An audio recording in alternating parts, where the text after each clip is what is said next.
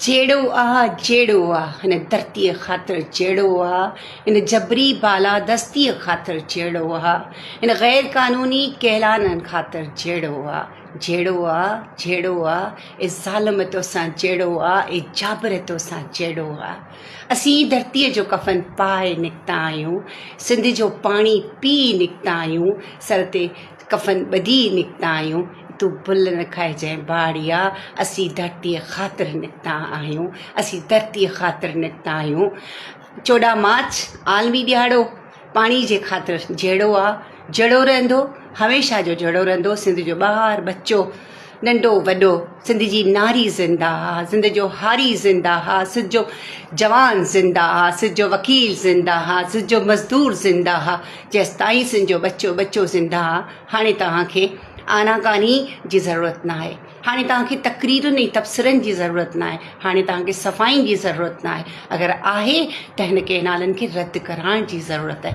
अगरि तव्हां सिंध जा बचा आहियो, अगरि सिंध जा सचा आहियो, त सिंध जा कल्ह जेको ठहराउ मंज़ूर थियो आहे सिंध असेंबली में, उनखे ॾिसो ऐं पंहिंजे ॿारनि खे ॾिसो, पंहिंजी मालनि खे ॾिसो, पंहिंजी जंगनि खे ॾिसो, पंहिंजे ज़ुल्मनि खे ॾिसो, पंहिंजे हाणे वेदननि खे ॾिसो। अड़े बेनज़ीर साहिबा जेको आहे सो 4 सूबनि जी ज़ंजीर हुई, अॼु हिकु सूबे में तव्हीं वञी रहिया आहियो, उन जी बि कड़ी सिंधी माण्हू आहे। अॼु उन जी कड़ी एॾो ज़ुल्म एॾो वेसागाती न करियो जो असीं भुलिजी वञूं त असीं के सिंधी आहियूं, असीं इहो भुलिजी वञूं त असीं सिंधी आहियूं।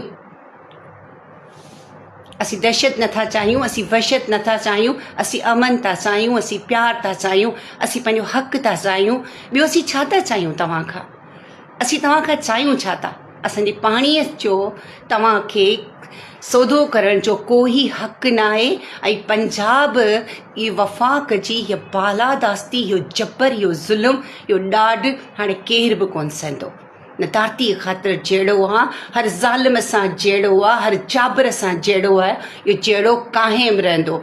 इन ग़लतफ़हमी मां तव्हां निकिरी अचो त माण्हू आहिनि, 4 ॾींहं गोड़ कंदा वरी वेही रहंदा, ईअं कोन थींदो। माण्हू सुजाग थी विया आहिनि। तव्हां जेतिरी धरती ते वालार करी सघे थी उहो तव्हां कई। ज़मीनूं विकियूं, माण्हुनि जा हक़ूक़ विकिया, नौकरियूं विकियूं, दारियुनि जो आबादकारियूं कयूं, हर जॻह ते माण्हुनि चुप। लेकिन हीअ असांजी जीअण जो जिंदान आहे। पाणी असांजो हक़ आहे। हिन बुनियादी हक़ ते गोड़ करण खां, एहतिजाज करण खां असांखे केरु कोन थो रखे। पाणीअ ख़ातिर जहिड़ो आहे, हिक ई आस सदा गुल सिंधूअ जूं लहरूं वरी पवनि, सुकल ॿेट ठरी पवनि, मुंहिंजो सिंधूअ जो मेल थिए, पोइ भले पई जेल थिए, पोइ भले पई जेल थिए।